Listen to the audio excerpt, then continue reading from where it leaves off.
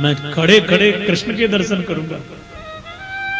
भले ही दुर्योधन अधर्मी है, पापी है, पर दुर्योधन की सेना की ओर से जब मैं उत्तरदायित्व निभाऊंगा, सेनापति बनूंगा, तो मेरे कृष्ण कन्हैया के द्वारकाधीश के दर्शन मुझे होंगे। इसलिए मैंने निर्णय कर लिया, आप अन्यथा न लेना। जय जय। मेरा ध्येय यही था लड़ने का कौरवों की ओर से कि आपकी मधुर छवि के दर्शन मुझे नित्य मिलते रहे, बस और कुछ नहीं।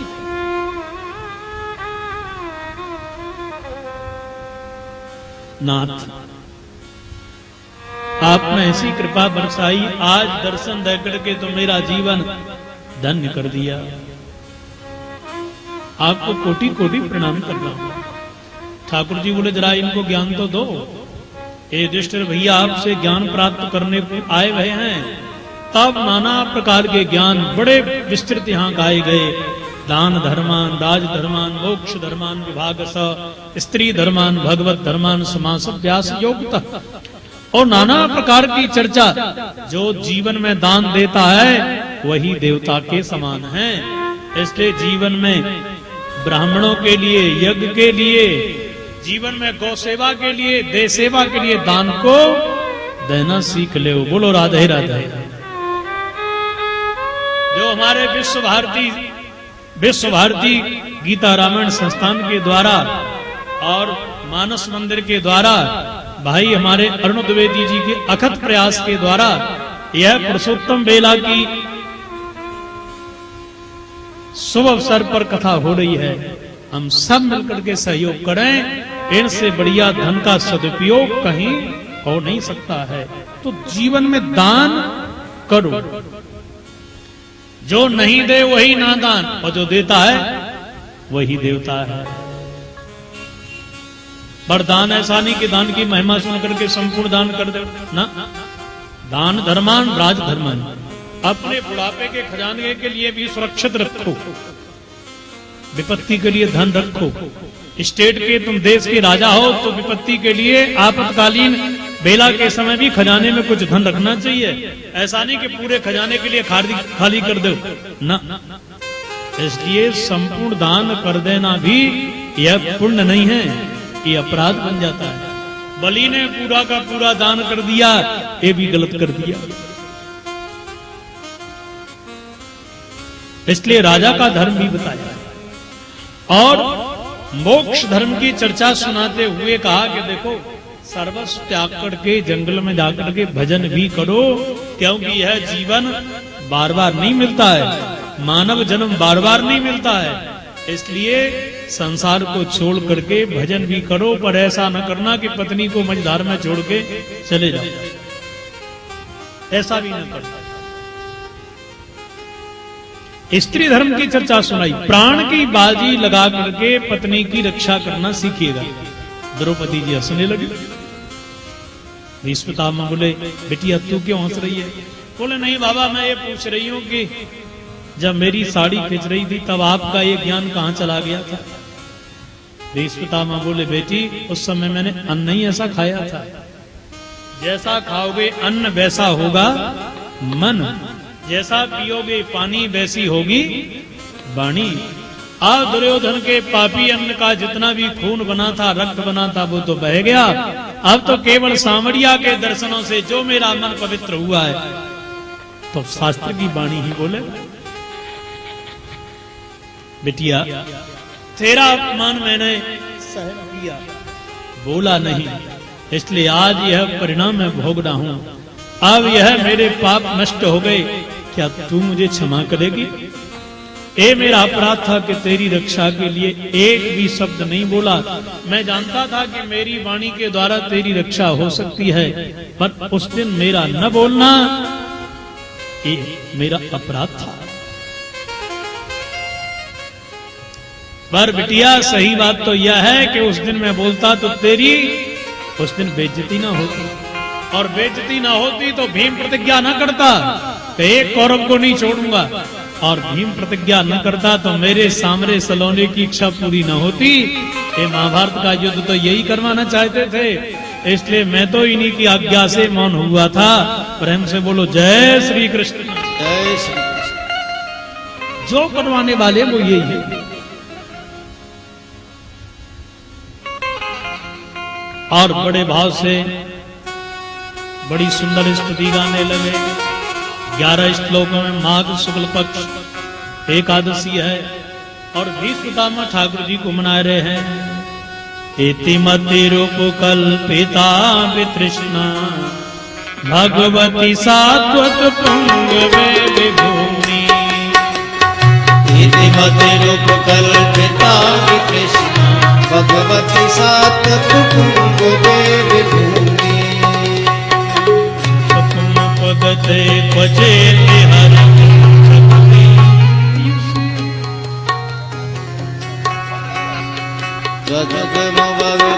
वजदे विहर प्रकृति मुपेयुषियत भव प्रवाह। इतिमति रूप कल्पिता वितृष्णा भगवती सात्वत विभूमि। इतिमति रूप कल्पिता वितृष्णा भगवती सात्वत पुंगवे विभूमि। पितामह बोले नाथ, इति का अर्थ पूर्णाहुति होता है। और मैं इति इसलिए कह रहा हूं, स्तुति करते करते प्राण निकल जाएं तो इसको अपराध न मानना नाथ। मैं जान गया कि ये जीवन की इति है। आपके दर्शन करने के बाद, आपके गीत गाने के बाद कोई प्राण त्यागता है तो उसको पुनः जन्म थोड़ी मिलता है। और मैं भी इति ही चाहता हूं, आवे जीवन नहीं चाहता। भाई भाई को मान रहा है, बच्चों को बुजुर्ग मार रहे हैं, बच्चे बड़ों को आदरणीयों को मार रहे हैं। ये महाभारत के युद्ध में मैंने देखा। इसलिए यह मानव शरीर में पुनः नहीं चाहता।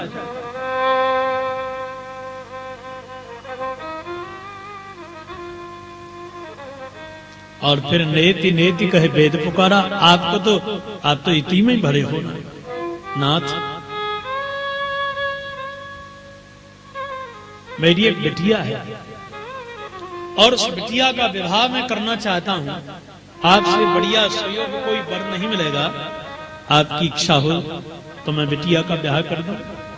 अब महाराज वो चर्चा कानो कान प्रारंभ होगी। उड़ो राम, अरे सुनो क्या कह रहे हैं बाबा। देखो भीष्म पितामह से ठाकुर जी बोले, बाबा ये बिटिया है कौन, इसको भेद खोल दो।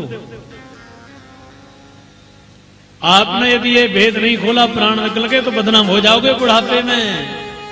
बोले महाराज इति मति रूप कल्पिता वितृष्णा भगवती सात्वत पुंगवे विभूमि। जो मेरी मति बुद्धि है ना, ये मेरी बिटिया है। यह बिटिया को मैंने ये बुद्धि के लिए मैंने लोक इष्णा से, पुत्र इष्णा से और वित्त इष्णा से सुरक्षित रखा है। केवल आपके चरणों में मैंने इसके लिए लगाया है। इसलिए नाथ आप इसको स्वीकार कर लीजिए। हर पिता की इच्छा होती है कि अपनी बेटी को वह सुयोग वर के साथ में समर्पित कर दे और फिर उसके प्राण निकल जाएं। पर जीते जी वो सोचता है कि प्राण निकल गए, शरीर साथ नहीं देता तो मेरी बेटी का क्या होगा। मेरी बेटी तो मेरी मति है प्रकृति पुरुष। आपको प्रणाम करता हूं। मेरी प्रतिज्ञा को आपने रखा और अपनी को झुठला दिया। आपने प्रतिज्ञा करी कि एक पिता से यदि उत्पन्न होऊंगा तो शस्त्र धारण नहीं करूंगा। और जैसे ही मैंने अर्जुन के ऊपर कराल बाणों की वर्षा करी कि आप रथ के चक्र को लेके दौड़ पड़े और अपनी प्रतिज्ञा को भूल गए, तो आपसे बड़ा दयालु कृपालु भक्तों का रक्षक मान, भक्तों के मान की रक्षा करने वाला जगत में कोई दूसरा है ही नहीं। महाभारत के एक एक प्रसंग को याद करने लगे और अंतिम समय बस ठाकुर जी की प्रार्थना करी और कहा नाथ अब इस जगत से विदाई लेकर के जा रहा हूं, आप मेरे अपराधों को क्षमा करिए। और प्रभु से विदाई लेकर के श्री भीष्म पितामह यहां से प्रस्थान कर रहे हैं। हे बूढ़े की कठिन प्रतिज्ञा पूर्ण करता, हे अर्जुन के सखा सारथी दुख के त्राता। है नाथ, अब मैं आपको प्रणाम करना हूं, और प्रणाम करके श्री भीष्म पितामह से शरीर त्याग करके साकेत को प्रस्थान कर गए। ठाकुर जी द्वारका जी चले गए, अर्जुन सात्विकी उद्धव के साथ में। और जिस बालक की हम चर्चा कर रहे थे उसका जन्म हुआ, विष्णुरात नाम हुआ। पर परता इक्षता इति परीक्षता, हर जगह यह बालक उसी मुरली वाले को निहार रहा है, पीतांबरधारी को निहार रहा है। इसलिए संसार के लोग इसको परीक्षित कहने लगे। कुंडली दिखवाई, बड़ा वैभव, ज्ञाति के समान दानी होंगे, राम के समान महाराज परोपकारी होंगे, सत्य संकल्प करने वाले होंगे, हरिश्चंद्र के समान सत्यवादी होगा, और शिवी के समान परोपकारी होगा। नाना प्रकार के जब महाराज इनके गुण बताए, पर सुनो, युधिष्ठिर जी से कह रहे हैं, ज्योतिषी महाराज सत्यता यह है कि एक ब्रह्मर्षि का अपमान करेंगे, तक्षक से डसने का साप मिलेगा, पर अंतिम समय यह भागवत की चर्चा श्रवण करेगा। इसलिए बालक की अधोगति नहीं होगी, क्योंकि जल के शस्त्र से कट करके, एक्सीडेंट से और जहर खा करके, सांप से डसने पर जो मरते हैं वो प्रेत बनते हैं, बड़े प्रेत नहीं बनेंगे।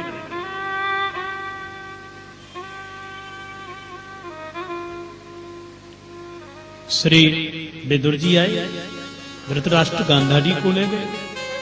भगवान के न आने से युधिष्ठिर जी को अपशगुन हुआ सज्जनों, इसलिए अर्जुन ने आकर के कहा कि वो ठाकुर जी तो साकेत को चले गए। यह सुनकर के कुंती बुआ ने शरीर त्याग दिया, और पांडवों ने परीक्षित को राजा बना करके स्वर्गारोहण किया। कालांतर में परीक्षित बड़े हुए, बालक थे, पर युधिष्ठिर जी ने कहा, बेटा जब तक तुम बालक हो हस्तिनापुर के राजा बने रहना, और धौम्य महात्मा तुम्हारी रक्षा करेंगे। यह गुरु तुम्हारे लिए राजनीति के दाव पेच भी सिखाते रहेंगे, पर जब तुम युवा बन जाओ तो संतों के चरणों में मन लगा करके 3 बातें याद रखना बेटा। भागवत में ये नहीं लिखा है, ये तिजोरी रखी है, इसको कभी खोलना मत बेटा। और याद रखना, कभी भजनानंदी साधु का अपमान मत करना, किसी तेजस्वी ब्राह्मण का अपमान मत करना, और तीसरी बात, शरण में कोई आ जाए तो उसको त्यागना। परीक्षित तो गद्दी पर बैठ गए। एक दिन परीक्षित विचरण करने के लिए सज्जनों सीधे गए किम पुरुष भद्रास केतुमाल हरिवर्ष द्वीपों में जा रहे हैं। देखो, ये भारत का, ईरान भी भारत था, अफगानिस्तान भी भारत, ये सब भारत की भूमियां थी। इंडोनेशिया, मलेशिया, जहां श्री राम जी के पुत्र राजा थे यहाँ के, आप भारत की अजनाब खंड की बड़ी लंबी चौड़ी भूमि थी साहब।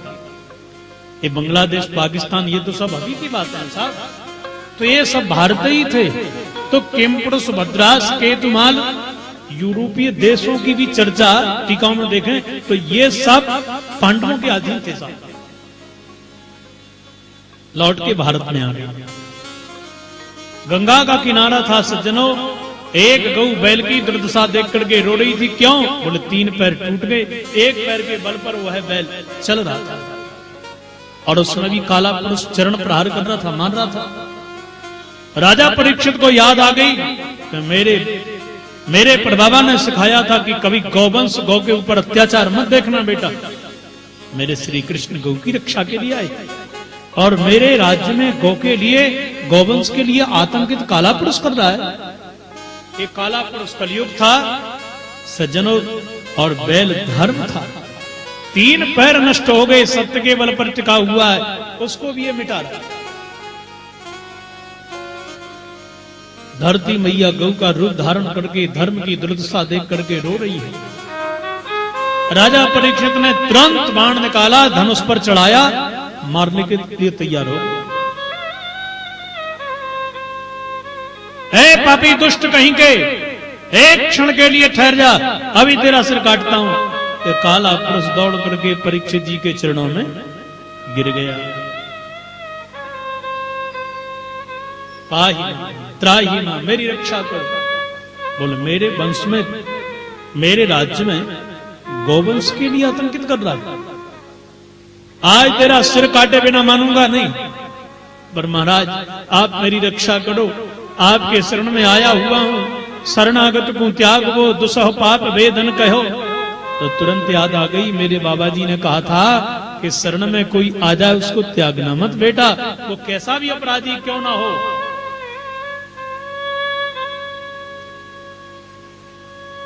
इसलिए राजा परीक्षित ने कहा कि तुमको मैं मारूंगा तो नहीं, पर तुम यहां से निकल जाओ। कहां जाऊं महाराज, जहां भी जाऊंगा आपका ही तो राज्य है।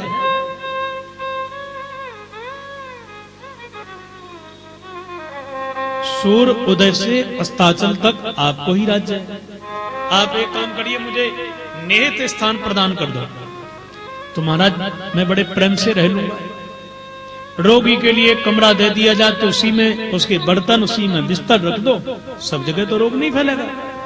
ऐसे ही मेरे लिए आप कोई 4 कमरे दे दीजिएगा, परिवार थोड़ा बड़ा है और ज्यादा मिल जाए वो भी दे दीजिएगा।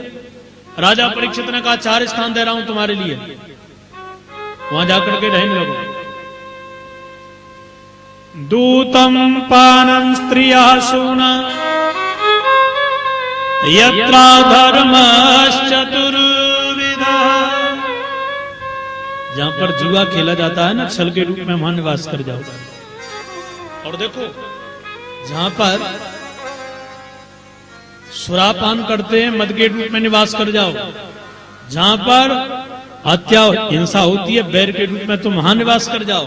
व्यभिचारिणी स्त्रियां जहां रहती हैं काम के रूप में तुम वहां निवास कर जाओ। कलियुग बोला महाराज ये तो निंदनीय स्थान है, सब लोग इनकी बुराई करें।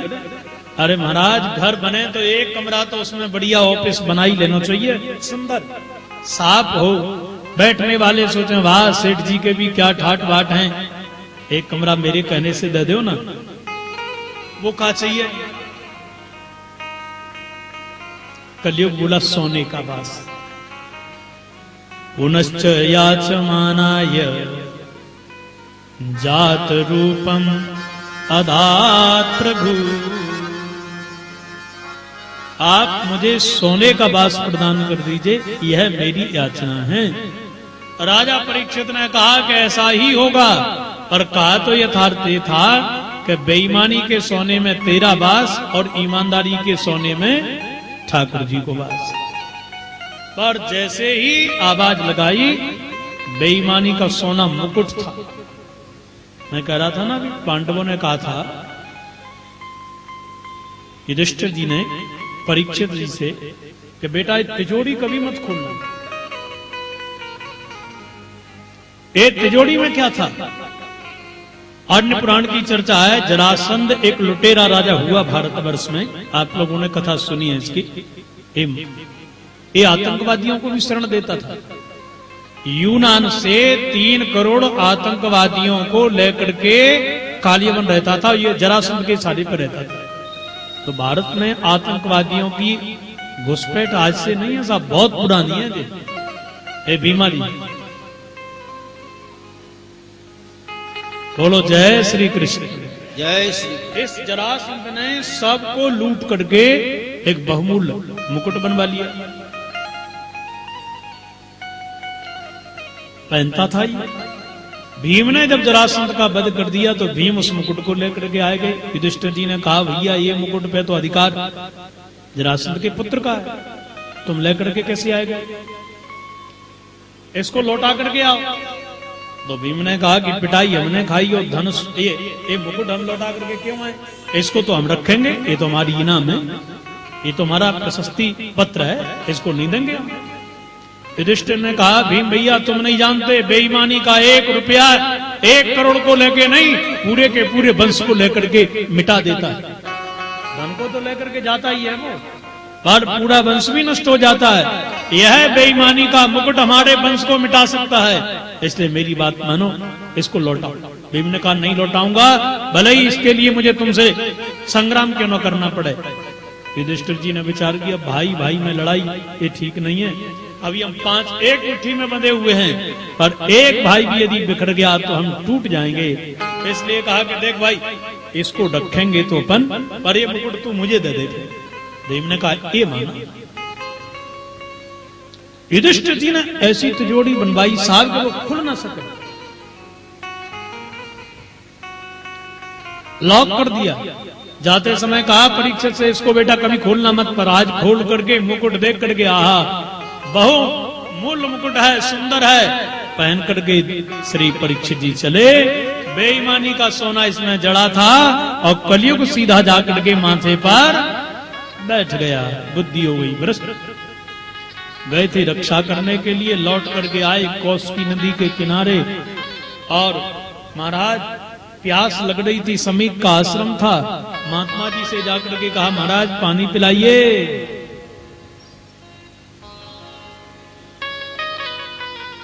अरे महाराज पानी पिलाइए। अरे परीक्षित ने विचार किया कि जो प्यासे को पानी नहीं पिला सकता वो कैसा साधु है। अरे इनके गले में माला नहीं, मरा हुआ सांप डाल देना चाहिए। सो मरा हुआ सांप लेकर के गले में डाल दिया। लौट के आए और जैसे ही अपनी वह मुकुट की छवि नीचे रखी, हे भगवान ये मैंने क्या कर दिया। जिन हाथों से मैंने सांप महात्मा के समीप के गले में डाला वो हाथ ही टूट जाए, ये मेरा सिर ही कट जाए। प्रायश्चित कर रहे थे सज्जनों। उधर महात्मा समीप के पुत्र श्रृंगी गंगा जी में नहा रहे थे कौशिकी नदी में, और नन्हे नन्हे बालक दौड़ के पहुंच गए। ए श्रृंगी तू यहाँ नहा रहा हो, तेरे पिताजी के गले में हस्तिनापुर को राजा ये परीक्षित मरा हुआ सांप डाल के गए हो। इतना सुनते ही तेजस्वी बालक ने हाथ में जल लिया, और जल लेकर के महाराज वो सांप देने के लिए तैयार हो गए। इतिलंघित मर्यादम तक्षका सप्तमे हनि दक्षति स्म कुलांगार नोदितो मे तदाद्रुहम् नोदितो मे तदाद्रुहम्। मैं समीक नंदन श्रृंगी जी कह रहे, मैं समीक नंदन श्रृंगी आत्म जल लेकर के अधर्मी पापी उस पांडव वंशी राजा परीक्षित को साथ देता हूं। यही तक्षक 7वें दिन जिंदा होकर के उसको डसेगा और राजा की मृत्यु हो जाएगी। सांप लग गया। बाघ वज्र था। ठाकुर जी ने विचार किया, हे भगवान जिस बालक की रक्षा करने के लिए निंदनीय गर्भ में गया, आज वह बालक पुनः स्थापित हो गया। परीक्षित अब नहीं बचेगा।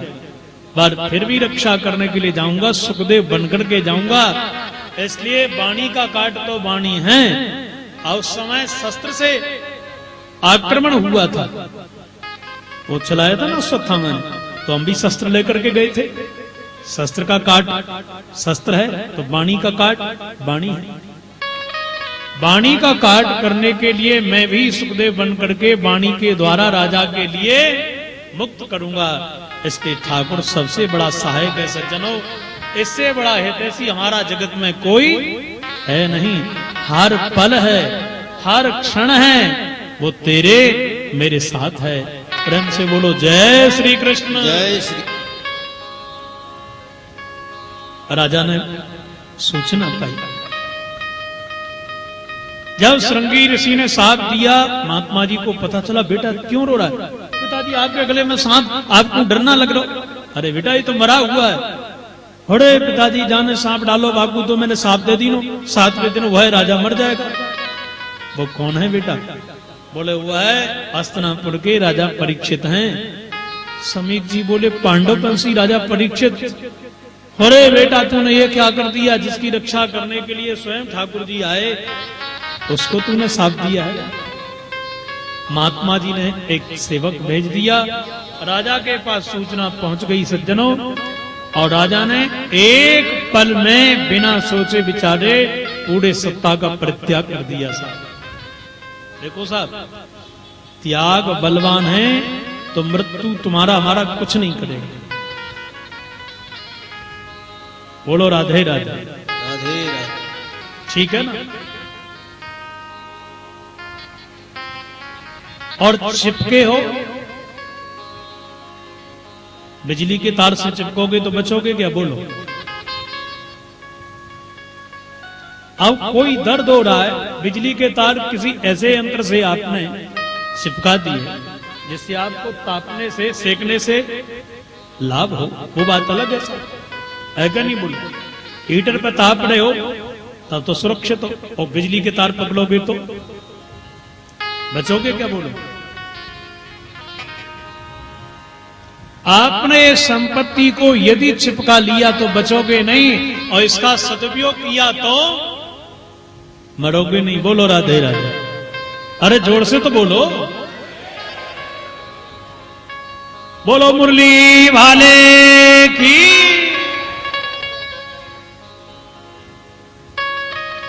आप ईमानदारी से बताइए, किसी को मरने से डर लगता है क्या? आप कहोगे लगता तो है सब। मैं ये कहूं कि नहीं लगता तो आप लोग कहोगे बिजली के तार आप ही पकड़ ले जैसे।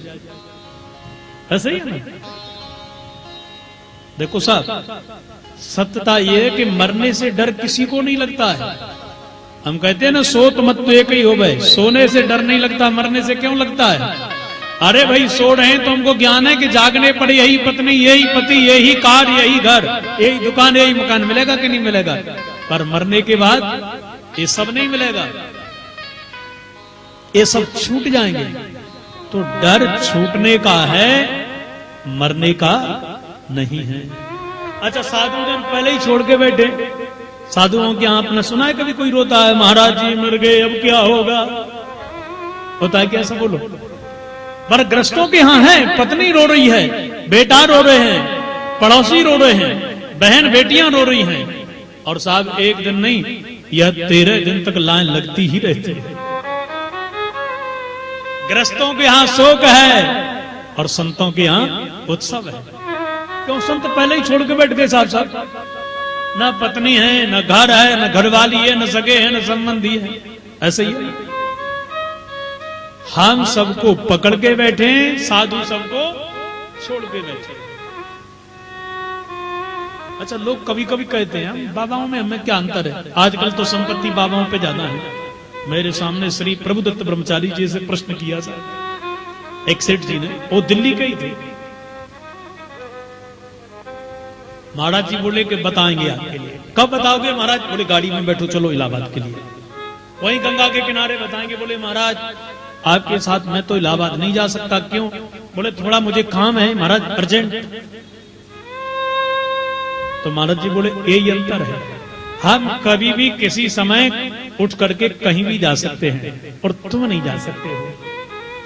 संपत्ति हमारे पास भी है, संपत्ति तुम्हारे पास भी है। तुम्हारे पास मकान है, हमारे पास आश्रम है, पर दोनों का भाव अलग अलग है साहब। ऐसे ही है।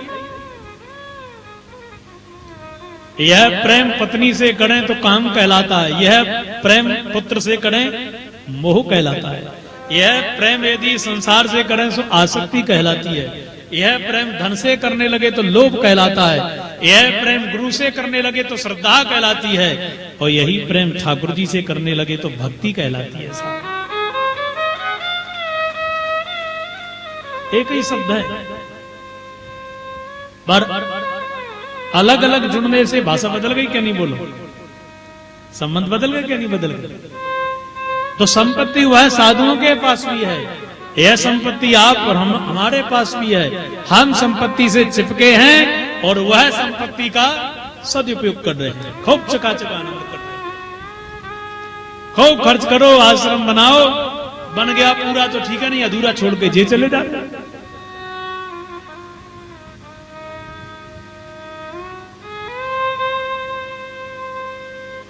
तो साधु पहले ही सब कुछ छोड़ बैठा है, ठीक है ना? अच्छा, त्याग की भाषा सबसे बढ़िया बताऊं मैं आपके लिए। आप लोग किराए से रहे हो ना, सभी लोग रहे होंगे भाई। किराए के मकान में किसी की आसक्ति होती है क्या? बोलो। कील गाड़ोगे, वस्त्र टांगने के लिए कांटी हर जगह लगाओगे, भाई जहां तुमको सुविधा पड़ेगी। ऐसे ही है ना? क्या अपने मकान में ऐसा ही करते हो क्या?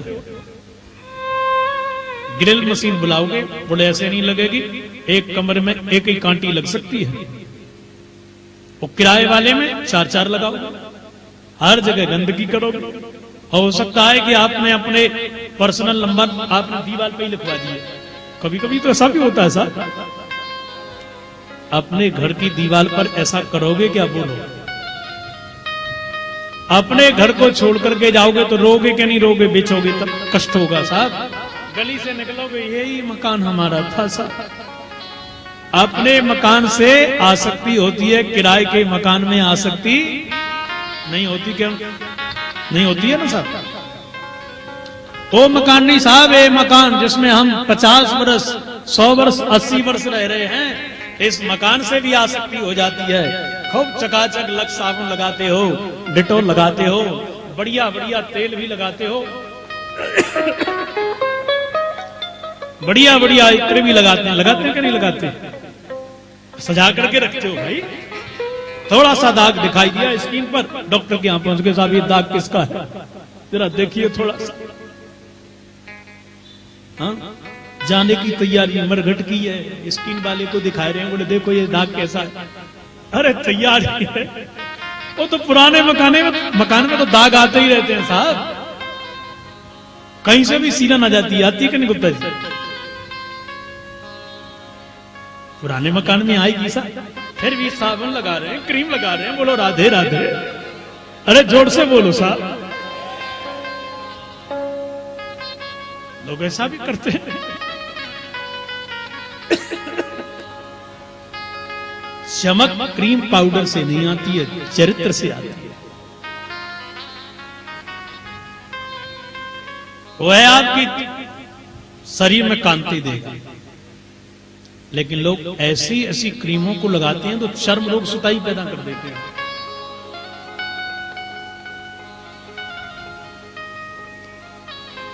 श्री वृंदावन बिहारी लाल की जय। तो ये शरीर के लिए आप हम किराए का माने तो मरते दम छोड़ते दम कष्ट नहीं होगा, ठीक है ना? और अपना मानोगे तो कष्ट होगा। हे भगवान, डॉक्टर ने कह दिया कैंसर है, अब तो मैं जाऊंगा, अब क्या होगा? अरे होगा वही जो ठाकुर जी को करना है साहब। हाँ, मैंने एक आदरणीय श्री गणेश शास्त्री जी महाराज को देखा। मैं जब अंतिम समय कथा सुनाने के लिए आया दिल्ली में क्या हर समय उनको याद करता हूं। कहीं मैंने ऐसी कोई कथा नहीं करी साहब, जहां कथा होती थी पहुंचते थे और एक न एक मेरे लिए मार्ग बताता था। और एक शब्द तो मुझे उनका इतना प्रिय था कि शास्त्री जी, कभी तुम सस्ती लोकप्रियता हासिल मत करना। लोकप्रियता ठाकुर जी देते हैं, कथा को बदलना मत, ऐसे ही करते रहे। कथा औषधि है, ठाकुर जी प्रसन्न होते हैं। आज के इंसान को जीने की यही औषधि है। मैंने कहा मैं यह मर्यादा बना करके रखूंगा। अंतिम समय पहले दिन आया तो साहब मेरे से कह रहे थे, अभी मैं कमजोर नहीं हूं साहब, आपसे मैं हाथ भी लड़ा सकता हूं अभी तो। ये शरीर भले ही कमजोर हो जाए, मन से कमजोर नहीं होगा। हमने कहा तुमको न कोई रोग है, न किसी प्रकार का संकट है। जो मन से स्वस्थ है वही सबसे बड़ा स्वस्थ है साहब। स्वरूप में जो स्थित है वही स्वस्थ है। आपसे बढ़िया स्वस्थ मैं भी नहीं हूं। बहुत बढ़िया। तो मन से एकदम प्रसन्न रहो साहब। जहां मन प्रसन्न है, ये सबसे बड़ी भक्ति है। बोलो जय श्री कृष्ण। जय श्री कृष्ण। तो आप शरीर को किराए का मानोगे, मरते दम कोई कष्ट नहीं होगा। समझ गए बात क्या नहीं? एक पंडित जी आए बनारस से पढ़ के और लौट करके आप जैसे मंदिर है बगल में मानस मंदिर, वहीं ठहर गए। कमेटी वालों ने पूछा, पंडित जी आप कहां जाओगे? बोले बस अब हमारा कोई घर द्वार तो है नहीं, आज कहीं दूसरी जगह रुकेंगे। तो कमेटी वालों ने कहा कि हमारे मंदिर में कोई परमानेंट रहने वाला नहीं है, 4-5 रूम हैं, आप यहीं रुक जाओ। तो पंडित जी बोले करना क्या पड़ेगा? कमेटी वाले बोले सफाई करते रहिए और भजन करते रहिए, ठाकुर जी की पूजा करो। अब वो करने लगे, करते करते 2-4 वर्ष के बाद में अब पंडित जी ने सोचा कि हम तो सिद्ध बन गए, कोई झाड़ू नहीं करेंगे, कोई नौकर थोड़ी सी है, बस सिद्ध बन के बैठ गए। उसको बुलाया, सुनो तुम्हारे विषय में वो ऐसा कह रहा था, वो ट्रस्टी ठीक नहीं है भाई, और हम तो आपसे ही प्रेम करते हैं भाई। उसको बस उससे भिड़ाया, उसको उससे भिड़ाया, अब वो प्रपंचों में पड़ गए साहब। कमेटी वालों ने कहा कि लड़ाने वाले तो यही श्रीमान जी हैं साहब, वो भी समझ गए और कहा एक काम करो, आजकल तुम भजन भी नहीं करते हो, बुराई करते हो और यहाँ डेरा जमा करके बैठे हो। पंडित जी बोले तुम्हारे पिताजी की है कोई धर्मशाला, हम 5 वर्ष से रह रहे हैं, हमारी हो गई है। तो पंडित जी ने सोचा जी हमारी यही है। आप पूरे कमेटी ट्रस्ट वालों ने, 5 पंचों ने हाथ पकड़ के सामान बाहर फेंक दिया, निकाल दिया। अब घोर अपमान हुआ। बोलो राधे राधे। ये सब हमारी तुम्हारी कथा है, व्यथा है साहब। 5 पंच महाभूत, पंच महाभूत, इन्होंने तैयारी करी, बढ़िया एक धर्मशाला बनवाई। कौन सी? ये मानव शरीर, ये बनवाई। चेत जल पावक गगन चित जल पावक गगन समीरा, पंच रचित अधिअधम शरीरा, पंच रचित अधिअधम शरीरा। पंच महाभूतों ने मानव शरीर बना के तैयार किया। जीव रूपी पंडित से कहा तुम इसमें रह जाओ। अब जीव रहते ही विचार करने लगा कि ये तो हमारे पिताजी का है, हम ही शरीर हैं। भूल गया कि तो रहने के लिए मिला है, सफाई करना थी, काम क्रोध आदि के लिए भगाओ, हरि भजन करो। किराया अदा करना पड़ेगा कि नहीं? बोलो यही किराया है। पर न तो भजन करता है, ना साहब इसकी सफाई करता है। अंतिम समय पंच महाभूतों ने देखा बिल्डिंग खराब हो रही है और पकड़ के बाहर निकाल दिया। मृत्यु के समय हुआ कष्ट, ये दुख इसको झेलना पड़ा। क्यों? बोले किराया नहीं दिया, सफाई नहीं रखी, इसलिए। सफाई करते रहते, किराया देते रहते तो इसको खाली नहीं करना पड़ता, इससे अपमानित होकर के नहीं जाना पड़ता। आप स्वतः ही से मुक्त हो जाते और इस घर से ऐसे मुक्त होते कि परम धाम की प्राप्ति होती। बोलो जय श्री कृष्ण। जय श्री। राजा परीक्षित ने सर्वस्व एक पल में त्याग दिया और सीधे गंगा जी के किनारे जाकर के बैठ गए। ये त्याग देखो, चक्रवर्ती का त्याग बता रहा हूं। और आप लोग, आहा, बाबूजी फैक्ट्री का उत्तरदायित्व बेटा को दे ही नहीं रहे सकते। बेटा भी इसी चक्कर में बुढ़ाए गए, जी से नाए, सुनाई न दे, कब सौंपेंगे? काय को अपने को बेटी बना रहे हो भाई? अरे 10 वर्ष के बाद जाना, सो पहले ही दे करके बैठ जाओ। बनेगा तेरा, बिगड़ेगा तेरा। माता जी को दिखाई देता नहीं है साहब, लेकिन फिर भी चाबी तो पल्लू में ही बंधी है। बहू पे भरोसा नहीं है। अरे आज नहीं तो कल देना तो पड़ेगा ही साहब, पहले ही सौंप दो ना। बरसों तक अपमान की हम छड़ी खाते खाते सठियाए गए, पर मालकी बच्चों को नहीं दे रहे। ऐसे ही तो परीक्षित ने एक पल में दे दिया साहब। जिसने त्याग सीख लिया साहब, उसने मृत्यु पर विजय प्राप्त कर ली। देखो त्याग अलग है, वैराग अलग है। त्याग किया जाता है, वैराग हो जाता है। ठीक है? वैराग मन का है। घर में रहिए चकाचका, पर घर में घरवाली पर आसक्त नहीं है, घर में हम भोजन में आसक्त नहीं है, घर में संपत्ति से हम चिपके नहीं हैं, आप घर में ही बैरागी हैं और घर छोड़ करके, घरवाली को छोड़ करके जंगल में बैठे हैं और सबको याद कर रहे हैं, तो यही सबसे बड़ा व्यभिचारी है, यही सबसे बड़ा आहारी है, संग्रही है। तो मन के बैरागी बन जाओ, खूब चकाचक घर में रहो, जो मिल गया वही पा लिया, ठाकुर जी ने दिया इसलिए इसका उपभोग कर रहे हैं, ऐसा भाव रखोगे संपत्ति दुर्गति नहीं करेगी, कष्टदायी नहीं होगी। राजा परीक्षित ने एक पल में ही संपूर्ण सत्ता त्याग दी और गंगा जी के किनारे में आकर के बैठ गए।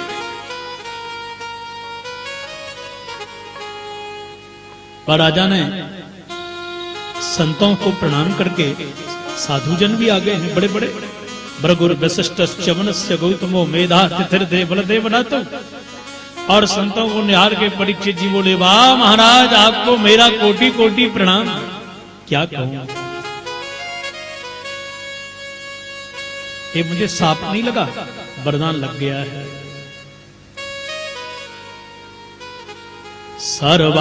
सर्वात्मनाम्रिय माणैश्च कृत्यम्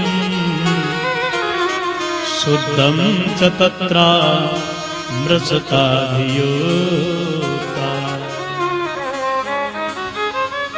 राजा खड़े होकर के बोला, महाराज आज तो मेरा जीवन धन्य हो गया। समीक नंदन श्रृंगी ने कितनी बड़ी कृपा करी है, वाह, घर में चिपका हुआ था, आज गंगा जी के किनारे स्नान करने का सौभाग्य मिल रहा है, आज साधुओं के दर्शन मिल रहे हैं। तो समीक नंदन श्रृंगी ने तो मोकू वरदान दी है। तोलयाम लवेनापि ना स्वर्गं ना पुनर्भवम् भगवत् संगी संगस्य मर्त्यानां किमुतासिसा मर्त्यानां किमुतासिसा। राजा कह रहा है, प्रभु हर प्राणी को मरना है, जीवन तो यह नश्वर है, आज नहीं तो कल मरना तो है। ए जीवन का कोई भरोसा नहीं, कपूर की तरह कब नष्ट हो जाए। प्रभु आपके दर्शन प्राप्त करके अब मैं जानता हूं कि अब मैं मरूंगा नहीं, कलेवर को त्यागूंगा, मुझे तक्षक डस नहीं सकता है। अब तो मैं बस निश्चित रूप से आपके चरणों में मन लगा करके परम गति पाऊंगा, ऐसा मेरा निश्चय है।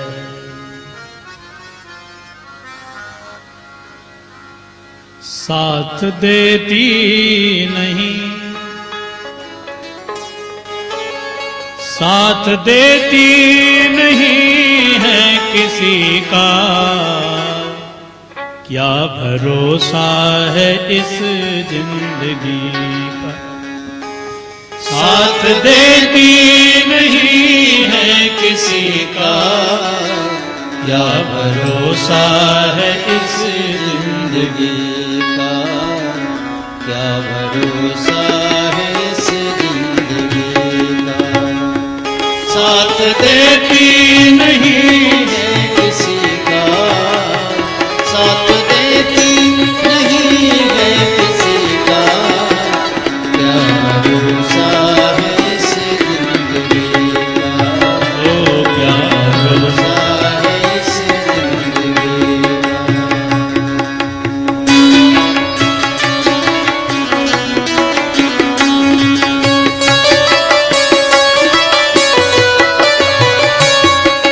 श्री राधे।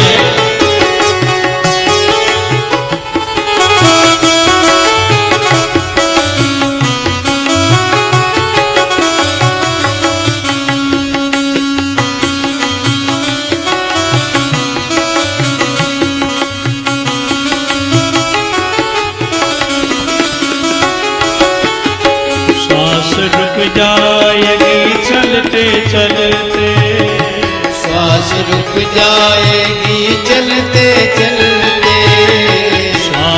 रुक जाएगी चलते चलते, श्वास रुक जाएगी चलते चलते, समा बुझ जाएगी जलते जलते, समा बुझ जाएगी जलते जलते, दम निकल जाएगा, दम निकल जाएगा, दम निकल जाएगा, ओ दम निकल जाएगा, दम निकल जाएगा रोशनी का। जय हो।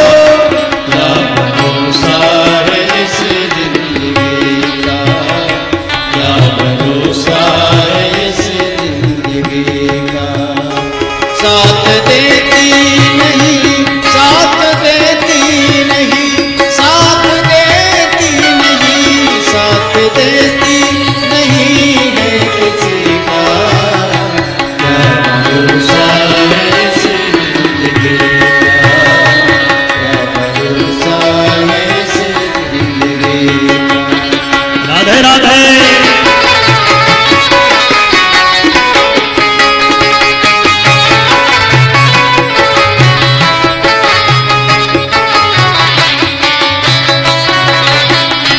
जय हो जगदम्बे।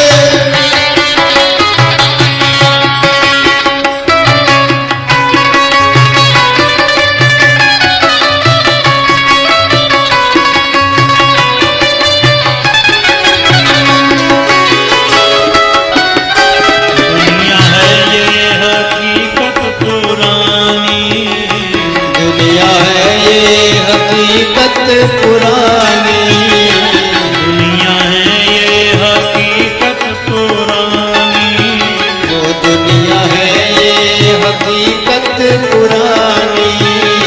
चलते रुकना है इसकी रवानी, चल के रुकना इसकी रवानी। फर्ज पूरा करो, फर्ज पूरा करो, फर्ज पूरा करो, ओ फर्ज पूरा करो। फर्ज पूरा करो बंदगी का। जय हो। क्या भरोसा है इस जिंदगी का, क्या भरोसा है इस जिंदगी का। साथ देती नहीं, साथ देती नहीं, साथ देती नहीं, साथ देती नहीं है किसी का। क्या भरोसा है इस जिंदगी का, क्या भरोसा है इस जिंदगी का।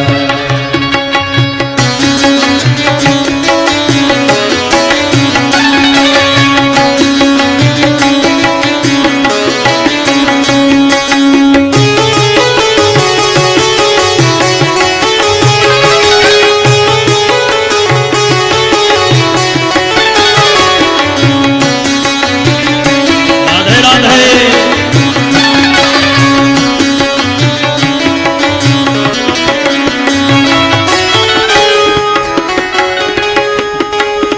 हम रहना मोहब्बत रहेगी, हम रहना मोहब्बत रहेगी, हम रहना मोहब्बत रहेगी, हम रहना मोहब्बत रहेगी। दास्तां अपनी दुनिया कहेगी, दास्तां अपनी दुनिया कहेगी। नाम रह जाएगा, नाम रह जाएगा, नाम रह जाएगा, ओ नाम रह जाएगा। नाम रह जाएगा आदमी का। जय हो। क्या भरोसा है इस जिंदगी का, क्या भरोसा है इस जिंदगी का। साथ देती नहीं, साथ देती नहीं, साथ देती नहीं, साथ देती नहीं है किसी का। क्या भरोसा है इस जिंदगी का, क्या भरोसा है इस जिंदगी का, क्या भरोसा है इस जिंदगी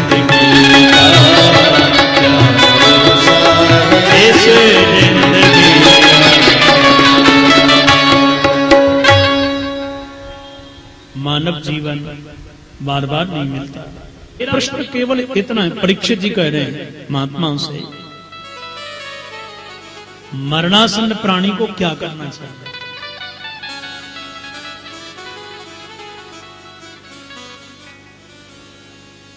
सातवें दिन सभी को मरना है। सर्वात्मना म्रियमाणैश्च कृत्यं शुद्धम च तत्रा मृषताभियुक्ता। हर प्राणी को 7वें दिन ही मरना है। 8वें दिन तो कोई मरेगा नहीं मरा। मैं भी 7वें दिन मरूंगा। 7 बार हैं, रविवार, सोमवार, मंगलवार, बुधवार, गुरुवार, शुक्रवार और शनिवार। तो हर प्राणी की दुर्दशा यही है कि जब मृत्यु निकट में आती है तो वो सोचता अब मैं क्या करूं, कौन सी पूजा, कौन सा मंत्र, कौन सा तंत्र, कौन सा यंत्र, कौन से डॉक्टर पे दिखाऊं, कौन सा पाठ करूं, कौन सा मंत्र जपूं। उस समय जो तटस्थ रहे वही अमर है। अब जितने साधु उतने मत।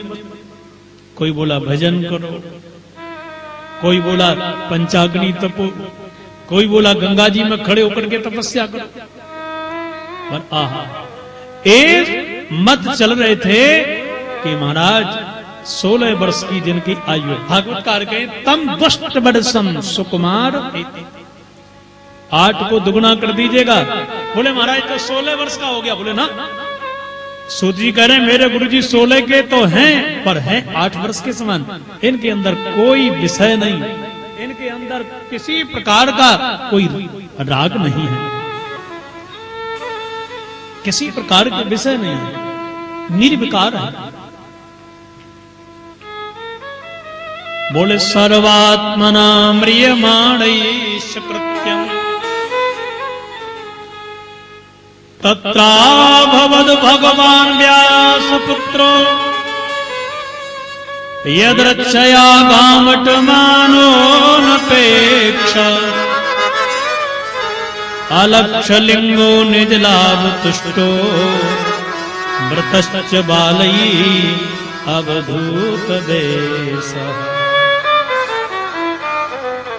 सुंदर 16 वर्ष की आयु है, कौपीन पहने हुए हैं, कांधे पर सुंदर जिनके जनेऊ है, घुंघराले जिनके बाल हैं, सूर्य चंद्रमा के समान जिनके नेत्र हैं, ऐसे 16 वर्ष के सुकुमार अवस्था वाले वीतराग संत शिरोमणि चक्रचूड़ामणि श्री सुखदेव स्वामी चले आ रहे हैं। पीछे पीछे बालक स्त्रियां ये सुखदेव जी को धूल फेंक रहे हैं। कोई बोला पागल है, कोई बोला पागल है पर है बहुत सुंदर। सुखदेव जी तो अवधूत है। पर जैसे ही परीक्षित ने निहारा, दर्शन करते ही जान गए कि यही मुझे मृत्यु से छुटकारा दिला करके रास्ता जीवन का दिखाने वाले हैं। सिंहासन लगा दिया, आओ नाथ विराजो, बैठो। और सुखदेव जी का षोडशोपचार विधि से पूजन किया। और चक्रवर्ती सम्राट ने जब सिर चरणों में रख दिया तब तो सब लोग हाय राम, इतने बड़े चक्रवर्ती महाराज ये महात्मा के बाल योगी के चरणों में अपना सिर रख रहे हैं, ये तो मान है।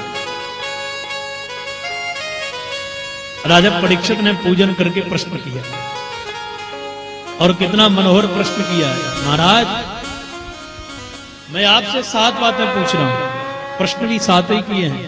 कहीं मैंने कहा कि मरणासन प्राणी को क्या करना चाहिए तो कह देंगे भजन करना चाहिए।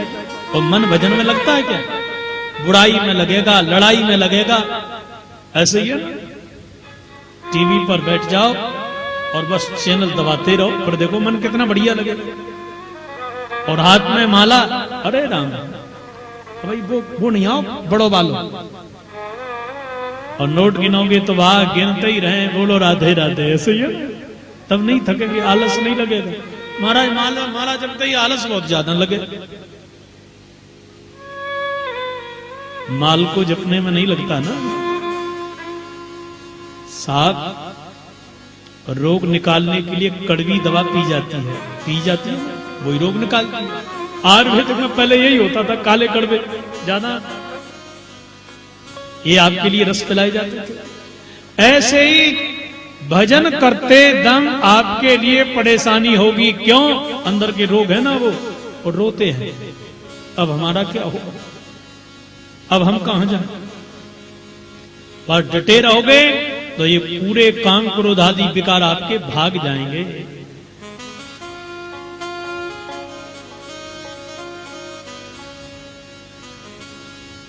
यत् श्रोतव्यमथो जप्यम यत् कर्तव्यम रवि प्रभो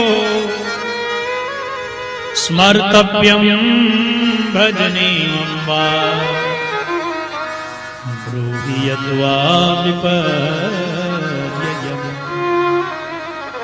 राजा कह रहा है, महाराज जीवन में जप किसका करना चाहिए और श्रवण किसका करना चाहिए? जैसा सुनोगे वैसा बकोगे। जो अंदर भरोगे मटके में वही तो निकलेगा साहब। तो सुने क्या? अच्छा उल्टा, क्या न सुने? किसका स्मरण करें किसका न करें? गुरु ही अद्वा करें, उल्टा भी बताइए ना मनन। क्या काम करें जीवन में और क्या न करें? सातवां प्रश्न है, जिसकी मृत्यु निकट में आ जाए बाकी कहा करना चाहिए। सुखदेव जी जीवन में पहली बार बोले, मौन रहते, पर बोले तो ऐसे बोले कि 7 दिन तक मौन रहे ही नहीं। और सुखदेव जी यहां से बोल पड़े। भागवत की कथा यहीं से प्रारंभ होती है। श्री सुक उवाच बरीयाने सते प्रश्न क्रतो लोकहितो नप आत्मविद सम्मतः पुंसां श्रोतव्यादिषु यः परः। सुखदेव जी बोले, राजन क्या तूने सुंदर प्रश्न किया है, यह प्रश्न वर्ण करने लायक है। हजारों राजकुमारों को राजकन्या देखती है पर माला तो किसी एक के गले में पहनाती है। ऐसे ही साधु जन 1000 लोगों की बातें बकबक सुनते हैं पर उत्तर तो किसी एक को ही देते हैं, क्योंकि लोग प्रश्न ही ऐसा करते विचित्र। संसार के लोग वो सुनेंगे कम, ज्ञान ज्यादा देने लगे। और ऐसे कभी कभी प्रश्न करते हैं जो बेहूदे ऊट पटांग, जिनका कोई अर्थ नहीं है। इसलिए आज तूने प्रश्न किया है और लगता है कि इसका उत्तर मुझे देना चाहिए। तू राजा है, पर इन प्रश्नों का जो उत्तर सुनेंगे उनकी आत्मा का कल्याण होगा। देखो सुखदेव जी कह रहे हैं इस बात, आत्मविद सम्मतः पुंसां, हर प्राणी के आत्म कल्याण का साधन जो मैं कह रहा हूं यही है, पर संसार के लोग इसको सुनेंगे नहीं और मैं कहूं तो कहेंगे भी नहीं। आज देख ही रहे हैं, खूब नाच गान करो, मनोरंजन करो, मनोरंजन बना दिया हमने कथा स्थल। श्रोतव्यादिषु या पड़ा, अपने आत्म कल्याण के प्रसंगों को लोग नहीं सुनेंगे। सरल हंसने की कथाएं सुनाओ, रसिया सुनाओ ना मरद, ऐसे प्रसंग सुनेंगे। राजन सत्यता तो यह है कि मानव शरीर मिला है और मानव शरीर यह जो मिला है 100 वर्ष का, 80 वर्ष का, 60 वर्ष का, बड़े सर्टिफिकेट हमको नहीं मिला है। पर इस मानव जीवन के 2 हिस्सा कर दो। जीवन में आयु और संपत्ति 2 को खर्च करना जिसने सीख लिया उसने मृत्यु पर विजय प्राप्त कर ली। संपत्ति को खर्च कमाना सरल है पर खर्च करना कठिन है। और आयु के क्षण आपने एक यदि खराब गमा दिए साहब तो पछताते रहेंगे। कैसे हमने गमाए हैं? सुखदेव जी कह रहे हैं, निद्रिया हिर्यते नत्तम व्यवायेन च वावयः दिवाचार्थे हया राजन कुटुंब भरणे नवा। परीक्षित, जीवन का आधार आपका समय तो सोने में चला गया। अब कितने बचे? 80 के हैं तो 40 बचे, 60 के हैं तो 30 ही बचे। और 30 वर्ष की आयु में आपने दिन के रूप में खेल करके, पढ़ अध्ययन करके और ब्याह करने के बाद में कमाने खाने में बस गमा दिए।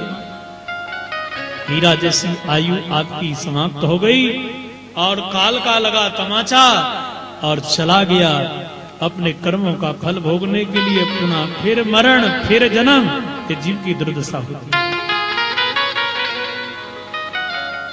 तूने कहा कि जीवन में सुने क्या, तूने कहा कि जीवन में करे क्या। 3 प्रश्नों का उत्तर सुखदेव जी ने एक साथ में दे दिया। कितना सुंदर उत्तर अजय किया। तस्मात् भारत सर्वात्मा भगवानीश्वरो हरि श्रोतव्यः कीर्तितव्यश्च स्मर्तव्यश्चेच्छता भयम्। हे भरतवंशी, पांडववंशी राजा परीक्षित, जीवन में सुनना है तो केवल हरि की कथा सुनो। यह कथा ही जीव की व्यथा को मिटाने के लिए सबसे बढ़िया औषधि है। कोई साधन नहीं। कलिकाल में सरल सहज यदि कोई उपाय है तो वो हरि कथा है, ठाकुर जी की कथा। इसको सुनो। और महाराज कथा सुनना बड़ा कठिन है, उसके लिए बड़े बड़े आडंबर करना पड़ते हैं। पांडा लगाओ, माइक की व्यवस्था करो, वक्ता लेकर के आओ। और महाराज ये तो सब पैसा वालों के ही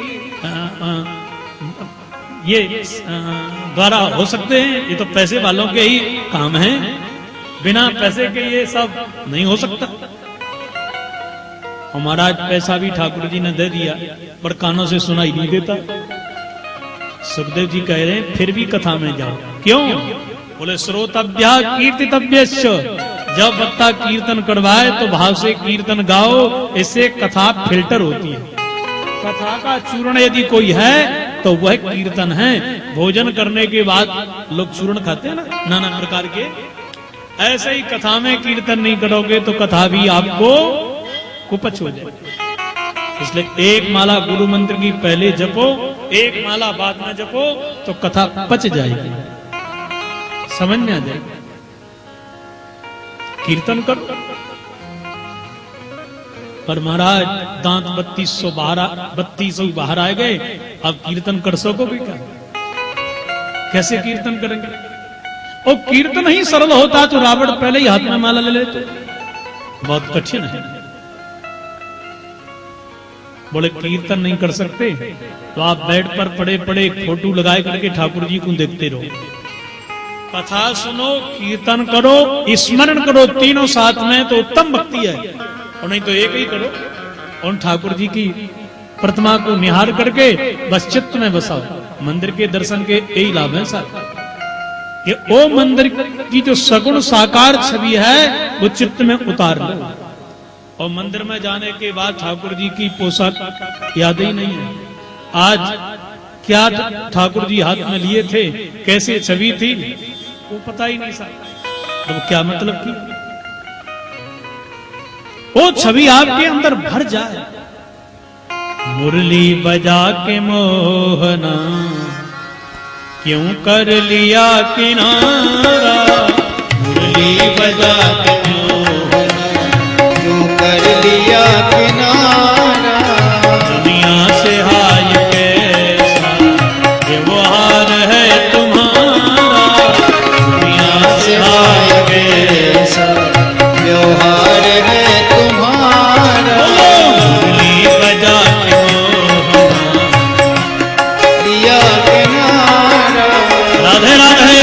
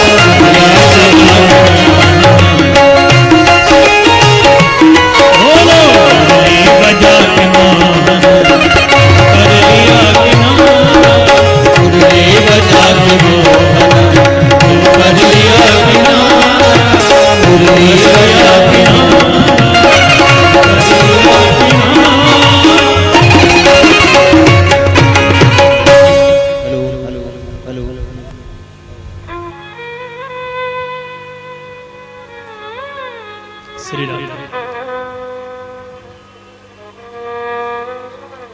तो श्रोतव्य कीर्तितव्यश्च स्मर्तव्यश्च चेच्यता भयम्।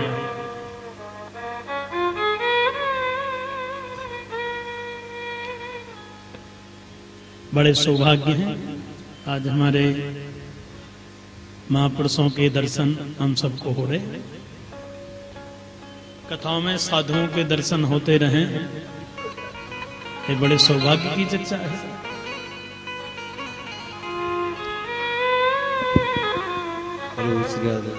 तो जीवन में कथा सुनो, हरि कीर्तन करो और ठाकुर जी का स्मरण करो।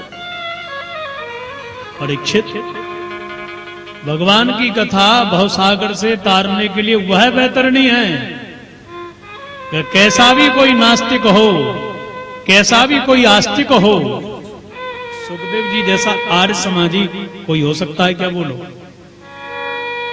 सुखदेव जी स्वयं कह रहे हैं, साहब मैं निर्गुण निराकार में रमण करने वाला, पर आहा मेरे पिताश्री ने 2 श्लोक पढ़ा करके अपने शिष्यन को जंगल में भेजो, और उन्होंने जैसे ही 2 श्लोक आकर के सुनाए, पहला दिव्य छवि का और दूसरा स्वभाव का,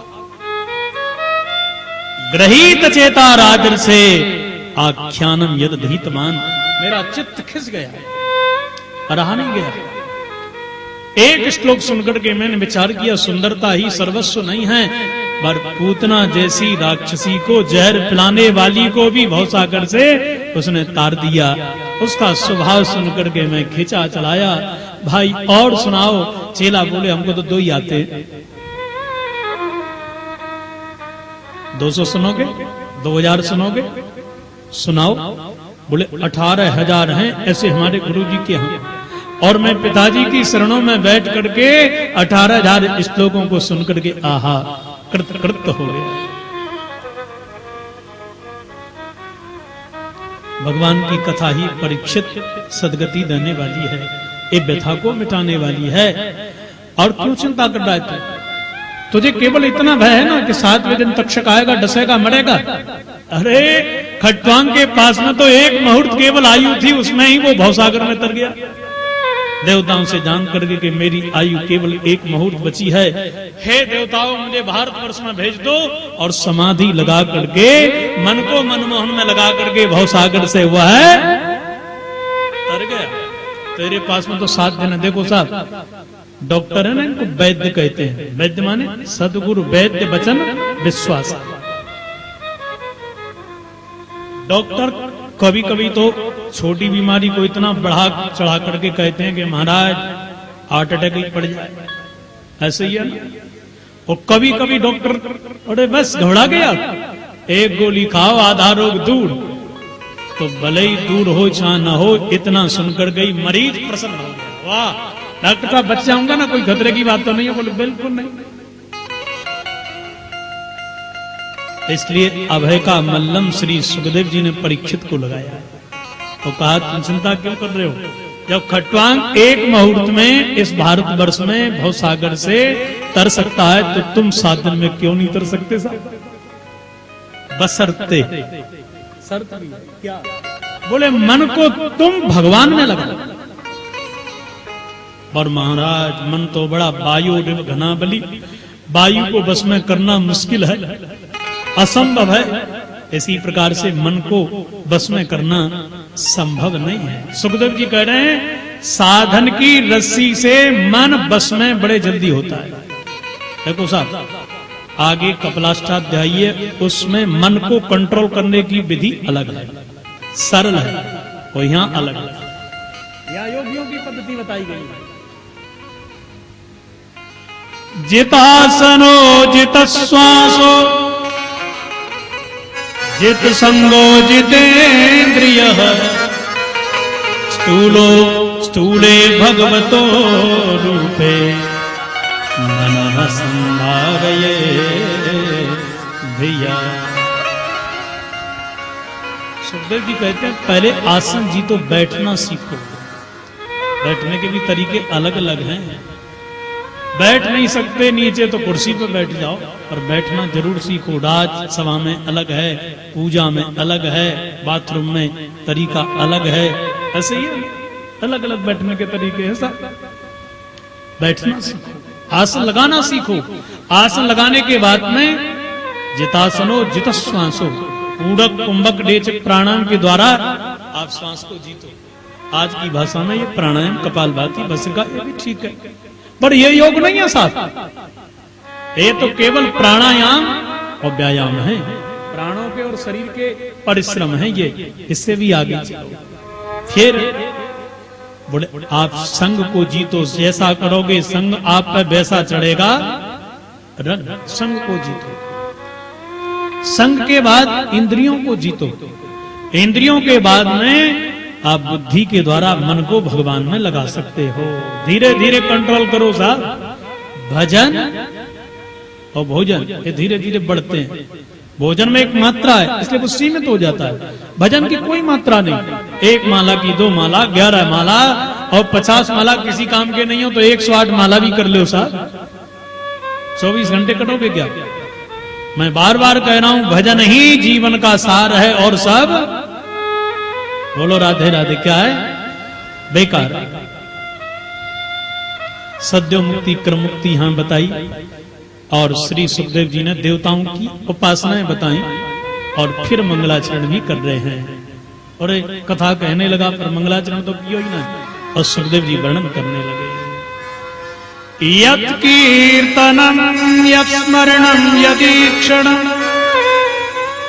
यद वंदनम यत् श्रवणम यदर्हणम लोकस्य सद्यो विधनोति कल्मषम् तस्मै सुभद्र श्रवसे नमो नमः। जिन परमात्मा के कीर्तन करने से, वंदन करने से, स्मरण करने से, दर्शन करने से कैसा भी कोई पातकी हो वो तत्क्षण पवित्र हो जाता है, ऐसे ठाकुर को मैं प्रणाम करता हूँ।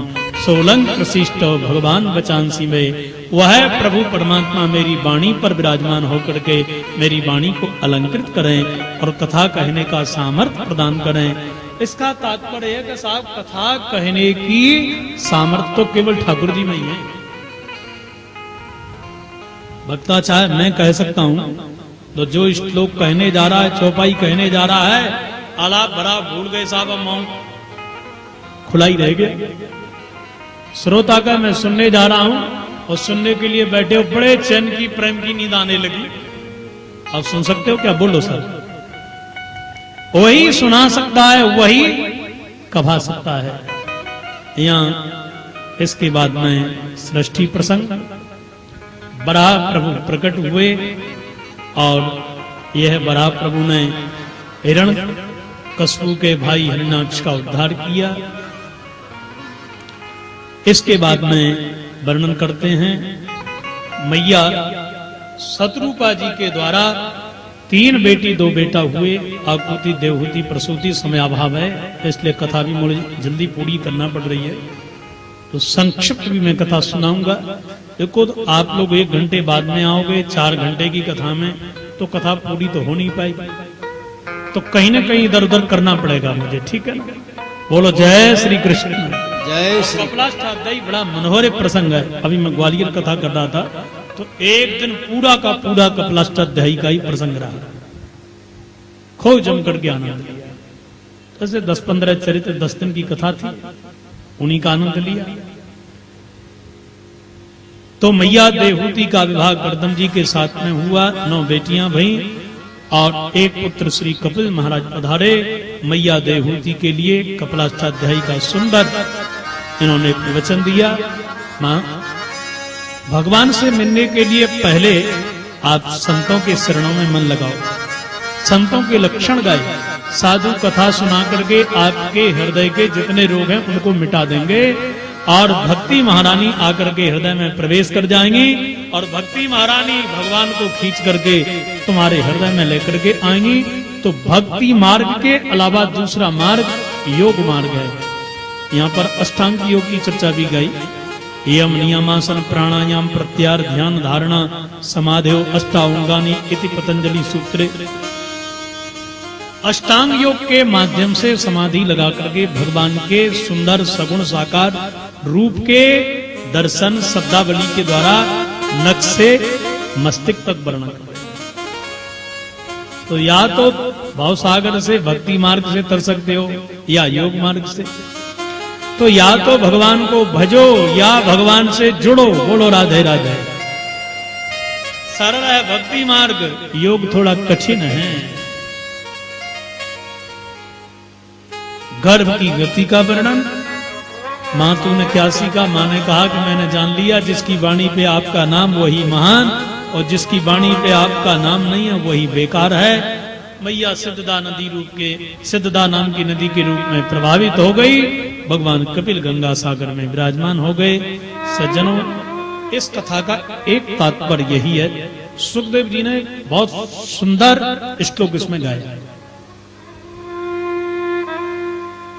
और वो कहते हैं केवल आप हर प्राणी को सुख देना प्रारंभ करो।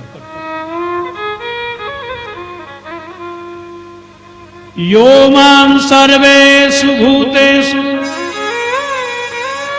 शान्तमात्मानमीश्वरम् एत्वार्चं भजते मौढ्या भस्मन्नेव ज्योतिषा। भगवान कपिल कह रहे हैं मां, बड़े बड़े विद्वान अग्नि में करें स्वाहाकार और संसार के, और वो भी अग्नि हो बुझी, तो क्या उनको कोई फल मिलेगा क्या? इसी प्रकार से मंदिर में साधक करें दर्शन और संसार की दुनिया जो भगवान ने बनाई है उनसे करें बैर। तो उसी प्रकार से उनके मंदिर के दर्शन, उनकी साधना, उनकी तपस्या नष्ट होती है। जैसे बुझी हुई अग्नि में एक विद्वान ब्राह्मण स्वाहा स्वाकार करता है, उसको कोई फल नहीं मिलता है। ऐसे ही भगवान के दर्शन तो करो, मंदिर तो जाओ, पर भगवान की बनाई हुई दुनिया, भगवान के बनाए हुए इंसानों से बैर मत करो साहब। माताजी माला तो चकाचक जपती है और बहू से युद्ध छिड़ बैठी। अब बोलो ये साधना किस काम की भाई? इसलिए प्राणी मात्र में, इंसान में मुझे देखो, जो इंसान से नहीं पटा सका वो भगवान से क्या पटाएगा? बोलो। जीना सिखाती है भागवत, मरना सिखाती है भागवत। भागवत जीवन है सब। पर इन प्रसंगों को हम गहराई से सोचें, इनका चिंतन करें तो इसका आनंद हम ठीक ठीक ले पाएंगे, अन्यथा वंचित रह जाएंगे। बोलो जय श्री कृष्ण। जय आइए जरा एक बार हरि स्मरण करें और विश्व भारती गीता रामायण संस्थान एवं मानस मंदिर की ओर से श्रीमद् भागवत सप्ताह का हम आनंद ले रहे हैं।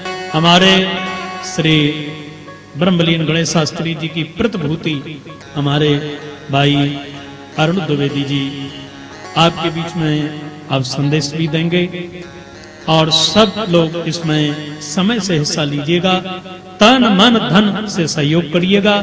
कार्यक्रम का आनंद हम कल ठीक 3 बजे से लेंगे और मैं चाहता हूं, देखिए बिल्कुल लेट लपाट में होना नहीं चाहता। 3 बजे मैं आकर के बैठ जाऊं, कथा का आनंद हम पूरा लें, तो समय से आए, समय से कथा पूरी करें। आइए जरा हरि स्मरण कर लें 2 बार, फिर आगे की चर्चा आप लोग श्रवण करें। तेरी बाट निहारे राधा संवरिया, आजा रे आजा संवरिया आजा। तेरी बाट निहारे राधा संवरिया, आजा रे आजा संवरिया आजा। तेरी बाट निहारे राधा संवरिया, आजा रे आजा संवरिया आजा।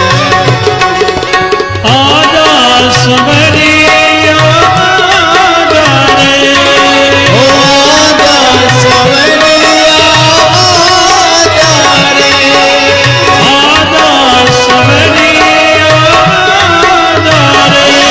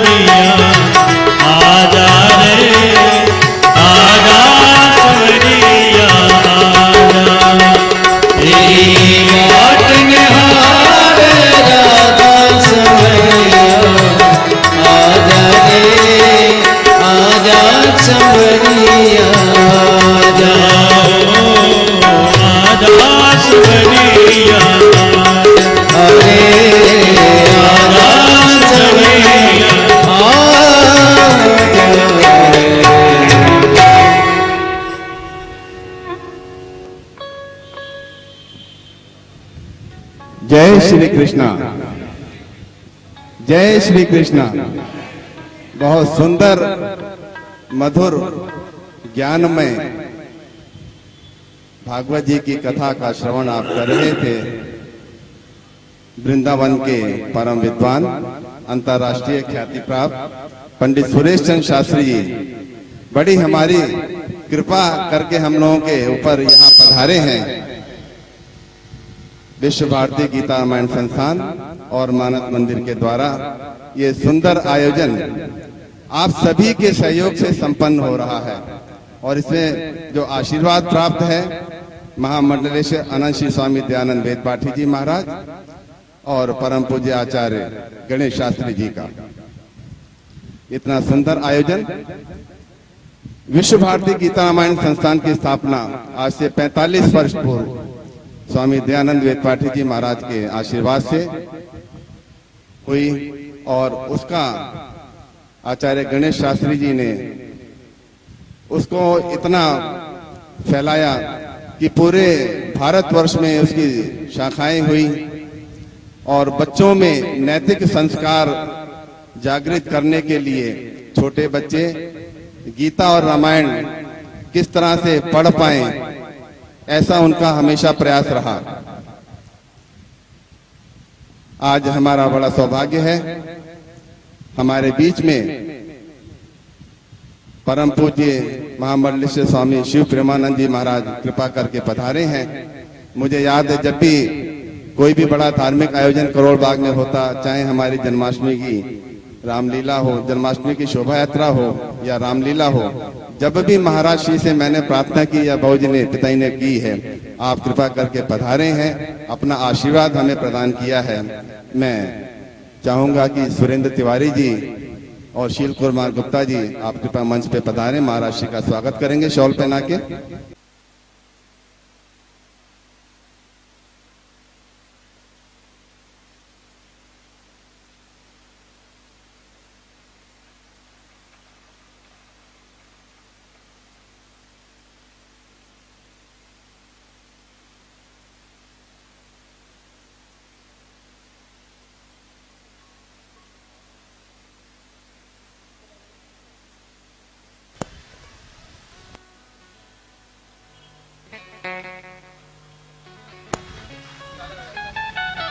पूज्य महाराज श्री जब भी हमारे बच्चों के कार्यक्रम हुए हैं, आप हमेशा यहाँ हमें बच्चों का प्रोत्साहन बढ़ाने के लिए आते रहे हैं। मैं बहुत बहुत समिति की ओर से आभार व्यक्त करता हूँ कि आपका कृपापूर्ण सानिध्य हमें प्राप्त हुआ है।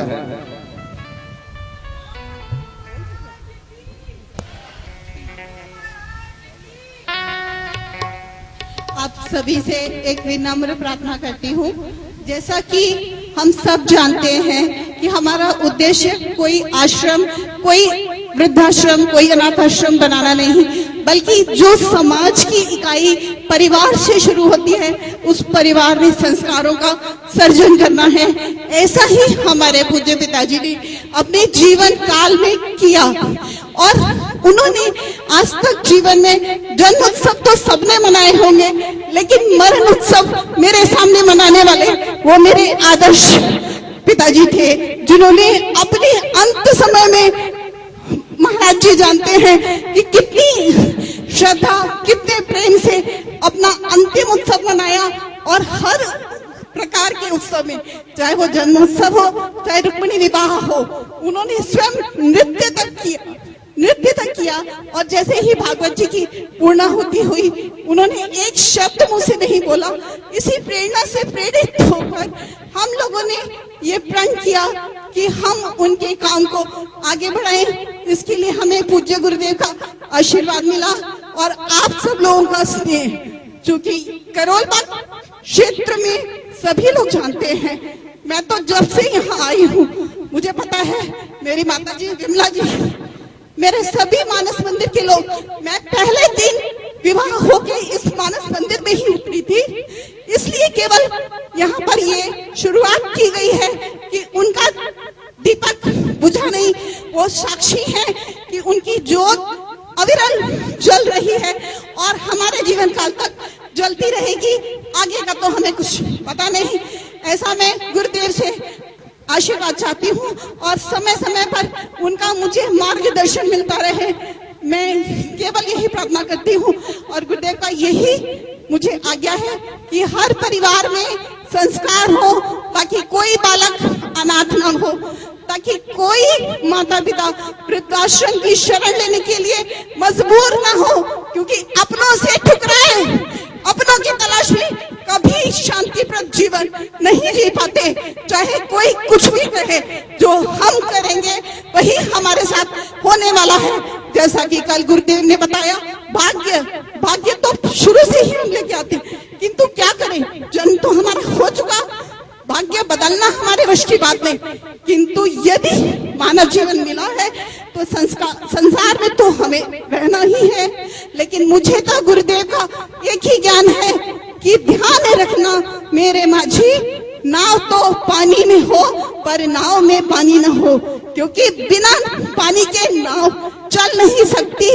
इसलिए बार बार प्रार्थना करती हूँ कि ये अनुष्ठान किसी एक का नहीं, किसी एक घर का नहीं, किसी एक परिवार का नहीं, बल्कि सच्चे हृदय से जो जो इसमें आएगा उसके अपने अपने संस्कार अपने अपने बच्चों के लिए, अपने अपने परिवार के लिए जरूर फलित होंगे। यही हमारा प्रयास है। यही प्रयास को लेकर हम विश्व भारती गीता रामायण संस्थान, भागवत भक्ति संस्थान और मानस मंदिर के उद्देश्यों को लेके और पूज्य स्वामी जी के आशीर्वाद से प्रार्थना करती हूँ कि आप लोगों का आशीर्वाद मिले, ताकि हर घर में किलकारी गूंजे और हर कोई चैन से जिए और मृत्यु का उत्सव मनाता हुआ संसार से विदा हो। कदाचित मेरे शब्दों में कोई त्रुटि रह गई हो तो गुरुदेव आपके चरणों में वंदन करती हुई क्षमा चाहती हूँ। आपको बार बार प्रणाम करती हूँ। आप जैसे महर्षियों के समक्ष प्रार्थना करती हूँ कि समय समय पर मार्गदर्शन करके हमारा मार्ग बढ़ाएं। इसी के साथ एक छोटी सी प्रार्थना करती हूँ डॉक्टर आशा पांडे से, जिनका हर समय मुझे साथ हर समय मिलता रहा। दो शब्द आपके समक्ष कहेंगी कि उन्होंने मुझे किस तरीके से प्रेरित किया ताकि मैं इन पे चल सकूं। 2 मिनट के लिए आज डॉक्टर आशा पांडे से प्रार्थना करूंगी, बाद में आकर जरा बोलिए। आदरणीय सुरेश शास्त्री जी, आदरणीय संत महोदय, माता जी और पूजनीय दयानंद वेद पाठी जी और ब्रह्मलीन आचार्य गणेश शास्त्री जी जो मेरे पिताजी हैं, जिनका पिछले वर्ष ब्रह्मलोक गमन हुआ है, लेकिन मेरा चेतन ये स्वीकार करना नहीं चाहता कि वो अब इस दुनिया में नहीं है, और सचेतन ये मानने को ही तैयार नहीं है कि मेरे पूज्य पिताजी के वरद हस्त मेरे शीश पर नहीं है। लेकिन उनकी प्रेरणा हमारे जीवन का लक्ष्य रही है। उन्होंने बचपन से ही हम लोगों को और हमारे जैसे छोटे छोटे बच्चों को गीता, रामायण, वेद, शास्त्र इन सब का ज्ञान देने का प्रयत्न किया। उन्होंने, क्योंकि वो जानते थे कि बच्चों के भीतर संस्कार एक पूरे परिवार को, एक पूरी पीढ़ी को, एक समाज को और उसके बाद देश को और फिर विश्व को संवार सकते हैं। वसुधैव कुटुंबकम की भावना उनके हृदय में कूट कूट कर भरी हुई थी और उसकी शुरुआत उन्होंने छोटे छोटे बालकों से की। गीता और रामायण के अनेक प्रकार की प्रतियोगिताएं रखी, जिसमें बच्चों को गीता और रामायण याद हो सके, स्मरण हो सके, क्योंकि जब स्मृति में ये चीजें बस जाएंगी तो जीवन के हर पल पर, हर पग पर वो हमारा मार्गदर्शन करेंगी। और इसी हिसाब से उन्होंने गीता और रामायण के श्लोकों और रामचरितमानस की चौपाइयों को याद कराने का प्रयत्न किया। उनकी परीक्षाएं आयोजित की, उनकी भाषण प्रतियोगिताएं आयोजित की। आज मैं देख रही हूँ कि मंच पर 2 छोटे छोटे बच्चे, उन्हीं की प्रेरणा से जो पहले आरंभ हुई थी वो परंपरा आगे बढ़ती हुई दिखाई पड़ रही है, जिसे देखकर हमें बहुत खुशी हो रही है।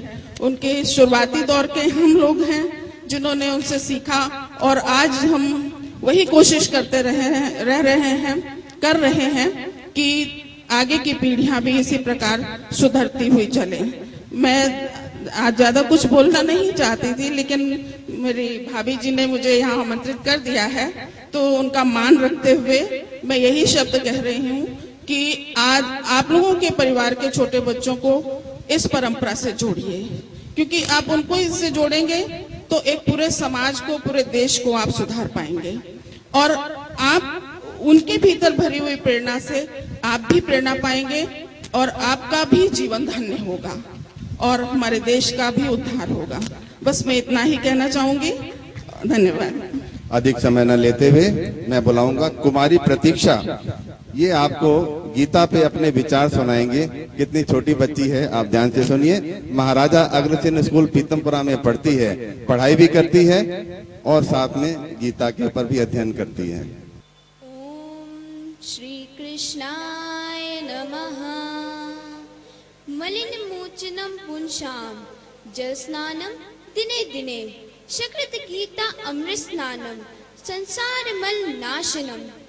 संपूर्ण विश्व भाग रहा है, आखिर क्यों? आखिर क्या पाना चाहता है? आखिर क्या ना पाने से दुखी है? दुखों का कारण आत्मविस्मृति है। अज्ञान का संसार भयानक है। अज्ञान संशय भ्रम विघातक है। अतः भगवत गीता का ज्ञान संघर्षमय जीवन में आने वाले उतार चढ़ाव को नियंत्रित बनाने हेतु नियंत्रित करते हैं एवं मानव को स्थित प्रज्ञ बनाते हैं। भगवान श्री कृष्ण ने अर्जुन से कहा, देहांतर प्राप्ति धीर स्तर न मुह्यति। धीर व्यक्ति आत्मा के इस परिवर्तन से घबराते नहीं। भगवत गीता मनुष्य की पूरी जाति के लिए है, सभी आत्माओं के लिए है।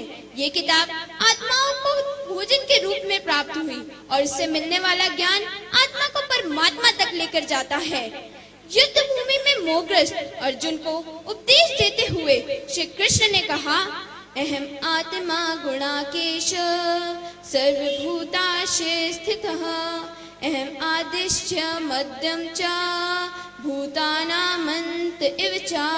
हे अर्जुन, मैं ही समस्त जीवों के हृदय में स्थित परमात्मा हूँ।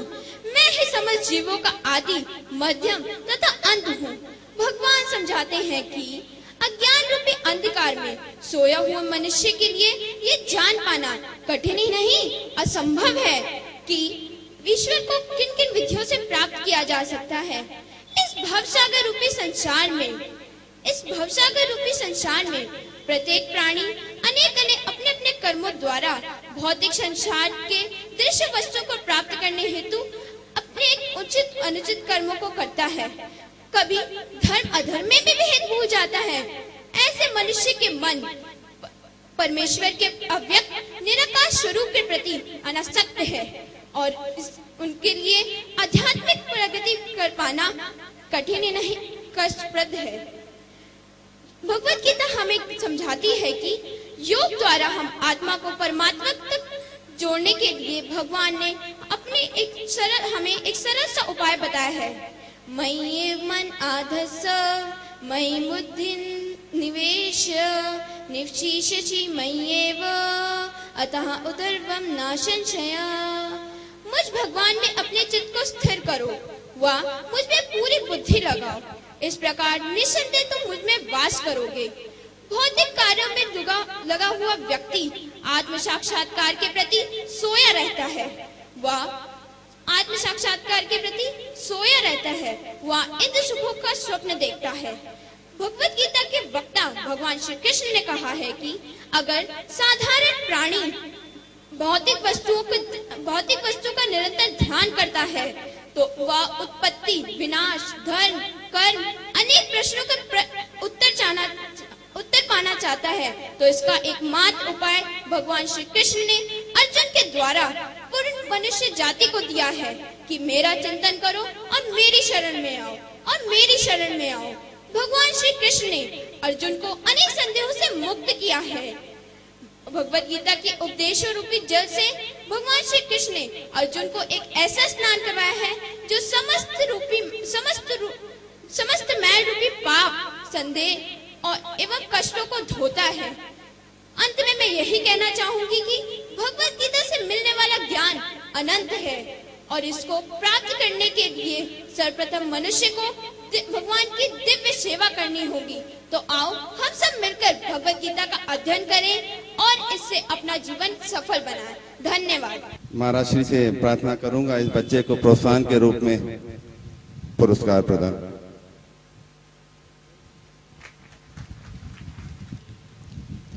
दूसरी बच्ची है कुमारी श्रेया।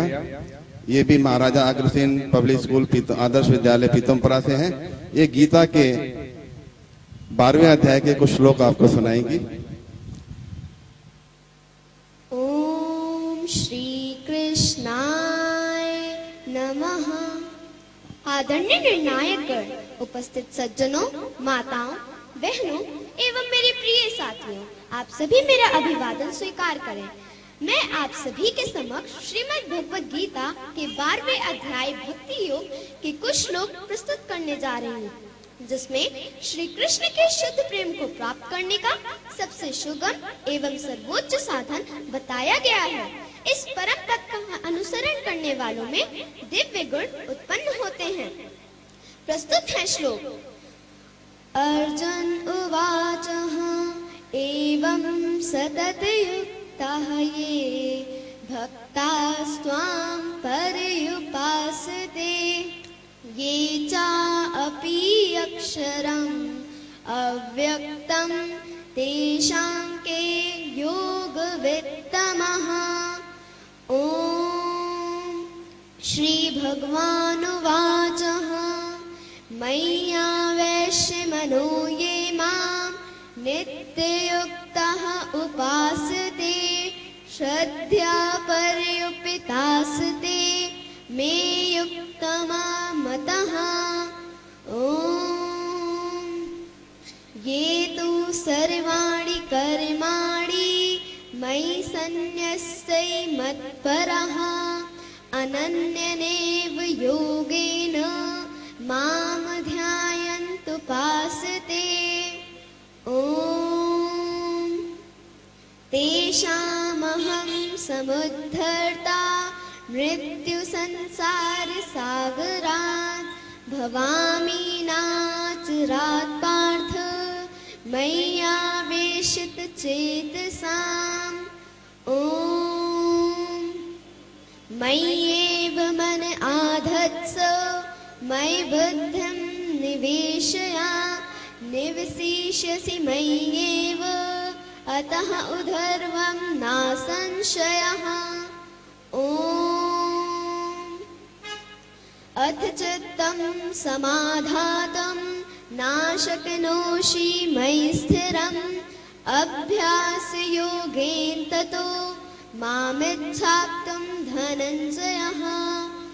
ओम यो न हृष्यति न दृष्टि न शोचति न काङ्क्षति शुभाशुभ परित्यागी भक्तिमानस्य समे प्रियः। ओम समः शत्रौ च मित्रे च तथा मानवमान्यः शीत उष्ण सुख दुखेषु समः संविवर्जितः समः संविवर्जितः। ओम श्री कृष्णाय नमः। धन्यवाद। हमारे बीच में लाला केदारनाथ जी बीकानेर वाला मौजूद हैं। बच्चे के जो उच्चारण से इतना प्रसन्न हुए, वो 500 रुपए अपनी तरफ से भेंट कर रहे हैं। हम उनका बहुत धन्यवाद करते हैं। मैं ये कह रहा था कि क्या जो आज में समाज में इतनी विसंगति आ गई है, क्या कभी हमने चिंतन किया है? अपने बच्चों को हमने अच्छे संस्कार देने की कोशिश की है। हर व्यक्ति व्यस्त है, पैसे के पीछे भाग रहा है।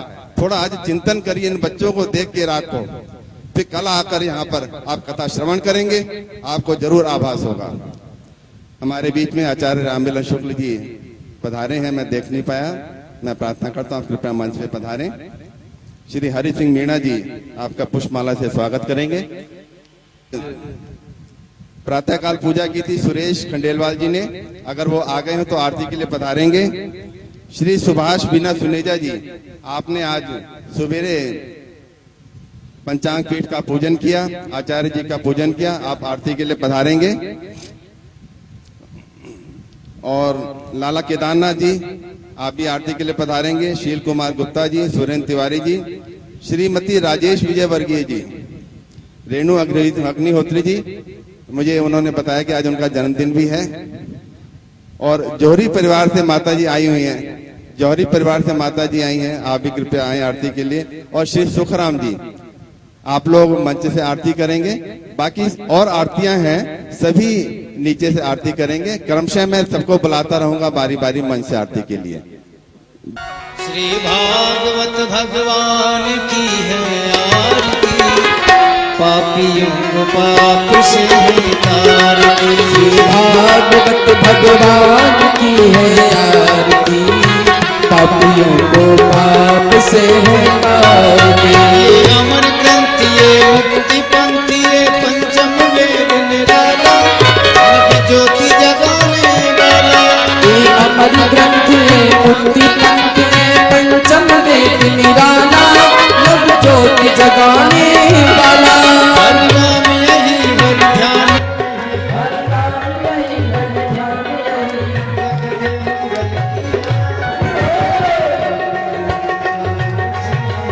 पुनीत पापों को मिटाने वाला,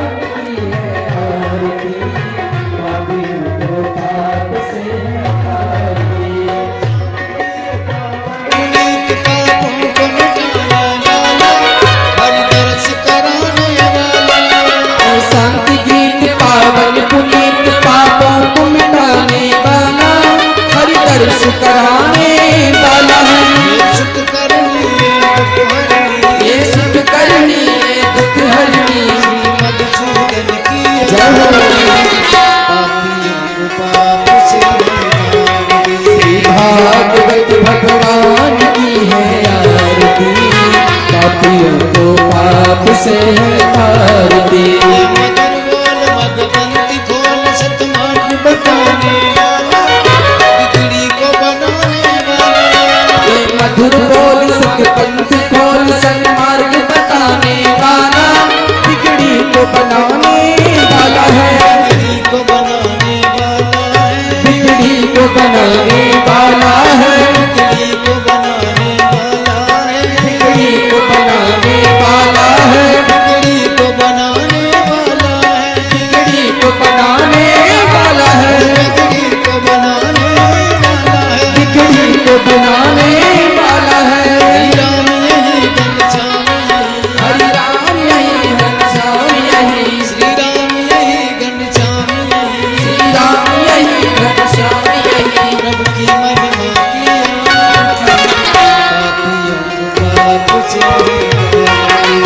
भागवत भगवान की है आरती, पापियों को पाप से तारती।